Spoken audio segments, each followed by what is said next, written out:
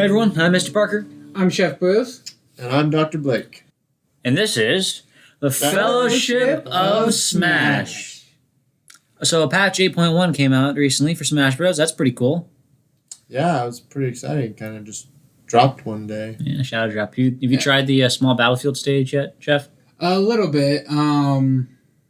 Because along with the 8.1, the new character Min Min also basically dropped. So I've been more focusing on playing as her, which she doesn't do as well on the tiny stages as she does on the big stage, as Mr. Parker here found out how annoying she can be on big stages. So Min Min came out, and like, every Smash character that DLC that comes out, everybody starts playing it just to see what the character is like, and I'll admit, I kind of found it boring. You mean you don't like a character whose side tilt, whose smash, and whose side special is basically the same thing? Well, I mean, it encourages you to just back up, mash. I get that it's pretty faithful to ARMS in general, but man, I couldn't enjoy playing because I just felt brain dead as I was playing. And I know that there are other players out there that have been doing some pretty cool stuff with it, but it's just not me. Yeah, I tried it for a little bit. I wasn't super interested, but I've seen some pretty cool stuff online. Yeah. And got some cool combos, interesting concept for the character. Definitely different style. It's kind of weird though because, play online a whole bunch, and never before have I seen a DLC character like dropped so quickly as Min Min. Like, Hero came out, everybody's playing Hero. Banjo even comes out, everybody's playing Banjo. Well, I mean, one thing you also have to remember is a lot of people since Smash 4 have been wanting Banjo in Smash. But also, 75% of the community was really unhappy about Byleth coming into Smash. I like Byleth, but that's not the point. Everybody played Byleth online when Byleth came out, right? Everybody did. I don't think people didn't like Byleth per se. They just didn't like that it was another Fire Emblem. But it's the opposite, right, of everybody being so excited for Banjo to be in, even if some people weren't exactly happy with the finished product. People were not excited for Byleth to be in, even if some were pretty happy with the finished product. But the point being is that, like, universally, the DLC characters, everybody plays them, except Min Min, right? Min Min fell off so fast, at least in my experience with people online. Yeah, after a few days, you barely find any minions, and we barely find any now. It's kind of weird. I don't know. But Chef here has actually picked up Min Min. He does a pretty good job. Yeah. She's an interesting character to play, and I mainly picked her because I wanted to start getting a character that had a tether. And most of us already play the other characters that have one. All the DLC characters? Almost. Yeah, basically. And that's why I kind of started liking her. But, I mean, I still have a lot of really big issues. I don't know. I guess there are people that like Min Min, and I get that. Maybe I just am bored. I don't feel like there's... Because the combos all have just the horizontal thing, basically. It never feels like... I don't know. I just don't feel fluid as I'm playing the character. Well, and I mean, I feel like that's almost a little bit of the different type of player that you are. Because you do like the quick, fast, combo-y characters over, say, the Bowser, the I hit you once and you're at 40%. Well, but there are heavier characters that I play as that still can feel fluid, right? Byleth can feel fluid. Ganondorf. Is considered a heavy? Heavier. She's definitely not a fast, she's not Sheik. Okay. She's not Joker, right? It's more clunky in some ways, but it still feels smooth if you know what you're doing, if you have these... Whereas it feels like playing Min Min is like playing Samus, where the only thing you're doing is shooting projectiles. It works. She has some pretty cool combos, like the Ran Nair. It's really fast. I've seen a lot of cool combos with that. Down tilt to up smash. She has some cool combos that don't include the arms at all. Okay. Maybe I'm just being judgmental. Yeah, I think you are. I mean... But it brings up a good point, though, and sadly with what's all going on, we can't test it out yet. Is Min Min going to be tournament viable when they stop having it online? Good question. I saw Esam win a couple matches as Min Min. It was kind of cool. Yeah, he's online, obviously, but playing a lot on his stream, and he's got some cool combos. That's where I've seen most of the combos I've seen. I don't think, you put a lot of hours into any character, you can get some cool stuff to happen. But I don't think that I am alone in my critiques of Min Min. Min Min being boring. Perhaps I'm being judgmental, but if I am, I think that a large majority of the Smash community is also. I mean, I don't enjoy playing her. I'm just playing devil's advocate over here. I mean, I definitely wouldn't. Next DLC, Devil's Advocate. No, it's going to be Dante from Devil May Cry. Let's move off of Min Min though. Just talk about the stage a little bit. What we're going with. Do you like Small Battlefield? It can be for like one-on-ones or even doubles, but I feel like you start doing any more than that, like 3v3 or even 4-person free-for-all, it can get too hectic, too quick.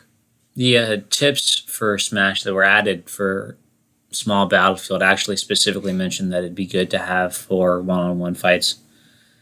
I've played it pretty extensively. With the doubles, I think it works pretty well. Yeah, but again, it's once you get over that, and I mean the doubles, I kind of want to see how it goes with team attack on. Sure. Because obviously, as we've stated several times, there isn't team attacking online. Well, I mean, so here's the thing, right? When I play online a whole bunch, I like to play Battlefield before Small Battlefield came out. That way, there's platforms, so it doesn't encourage, camping or whatever. But it's not just any stage with hazards off, because sometimes those are pretty bad. What happens so much when I play Battlefield, and I know that this happens for you guys too occasionally online, is that you mean to go through the platform, and it doesn't happen, right? You get caught up on that top platform or something, right? And you just stuck, you're struggling. And one of the best things about Small Battlefield I've found is that happens less often just because there's more open space to land, but it still has the platforms to encourage, different styles of play. Right, and I think that's also another good thing to bring up is the whole camping, especially without platforms, is because it definitely makes Snake and other characters like Samus, both normal and dark, or other projectile zoning characters, you aren't able to just keep them at bay at this point. Because they are forced, like Snake. He has some very nice up and close personal attacks, but where he excels obviously is zoning in the mid to long range. Actually, it's funny that you bring that up. A lot of times I'll see Snakes and other characters too platform camp a whole bunch when we play Battlefield. Snake just constantly dropping grenades, going from one platform to the next. And now that I think about it, I don't think I've seen anybody try to platform camp, because you can't on Small Battlefield because that top platform being gone, right? Yeah. There's no way to run. You just have to get back in the fight. That's just kind of cool. Yeah, so and I think that's going to push those characters or those people who play those characters to come up with creative strategies to get around it, or just switch and pick up another person. Yeah. Or, set their preferred rules to regular Battlefield or whichever one they like. I think it's a good opportunity for people to practice on that sort of stage. Because, back when offline tournaments happened, Pokemon Stadium 2 was a hugely popular stage to play offline tournaments on. And there was no online option to really simulate that, Sure. This is just a slightly smaller version of Pokemon Stadium 2. Yeah, basically, platforms are slightly closer together. The stage itself is smaller. I believe the blast zones are slightly smaller. I think the blast zones are the same as Final Destination. And it's just a great way to practice like the 2-stage or the 2-platform stage. And I don't know, I really like that Nintendo did it because it seemed like they were, I don't know, seems more tailored to like the competitive community of Smash. Yeah, a lot of people that I saw online like reacted to this were like, "This isn't a real stage. It's not a big deal," which I get. It uses the existing assets from Battlefield, which is why it was free. It's why it was just shadow dropped. But also, it is a big deal competitive wise. Like it changes a whole lot. Yeah. Yeah, definitely. And I mean, I think we're going to see, especially when in-person tournaments kick back up, eventually, a big turn up in that, or more popularity, I suppose. And then after that, we're going to see how character selection changes. And, knowing the matchups. It'd be interesting. Because, if you're banning stages, because Pokemon Stadium 2 and Small Battlefield are so similar, right? You can't really ban one without, you know what I mean? Where, because they're so similar, banning one but not the other doesn't help you at all. Yeah, it's kind of difficult. And also, I mean, it does in some sense because of the whole veto rule that some tournaments have. No, I mean, that's not really common with the tournaments that I've been to, at least in person. It's just frustrating sometimes, I know, for some professional players when stages are so similar that their bans don't mean anything because stages, the reason why they're banning them, they exist for more than 2 or 3 stages. Mm-hmm. Sure. But yeah, moving on from stages though, the character updates. Oh yeah, I guess we had a lot of stuff with patch 8 that we haven't talked about, version 8.0. A lot of my characters got some pretty decent buffs. And none of mine. Yours doesn't need any. Oh, come on. What characters need buff that you've made? Need buffed? Okay. Well, let's think about this. Need, not one. Need. I don't think any of my characters are really bottom tier. If I would hazard to throw out a couple in there that I think would just appreciate just a tiny little bit of buff. Man, I really just want one of Cloud's moves back from Smash 4. Not all of them, just one. All right, it doesn't even have to be neutral air. Maybe it's up air, or maybe cross slash could be good at all. Hey, it's good to stun people. It's crazy bad, the limit version, when compared to like anything else. It should be at least as powerful as a non-charged forward smash, right? Nope, not even kinda. Yeah, it's pretty sad. It's not a big deal, obviously, that characters didn't get buffed, but it is crazy how many of Dr. Blake's characters got buffed. Yeah, my Ike got a pretty huge buff, some might say. The upbeat's a huge deal. Oh, goodness, it's crazy. It kills extremely early. Yeah, and I mean, even a good chunk of mine, which I say a good chunk as in I only really play like 4 or 5, but, like Incineroar, his counter got buffed to where you can take more damage before it goes away now, and it even lasts a little bit longer. Mm-hmm. And your grabs are faster. So yeah. That's pretty cool. Well, I mean, and let's be honest here, Ultimate is since the beginning, almost a super balanced game. Really. Yeah, it's much more balanced than the previous Smash so games. many of the characters are so good.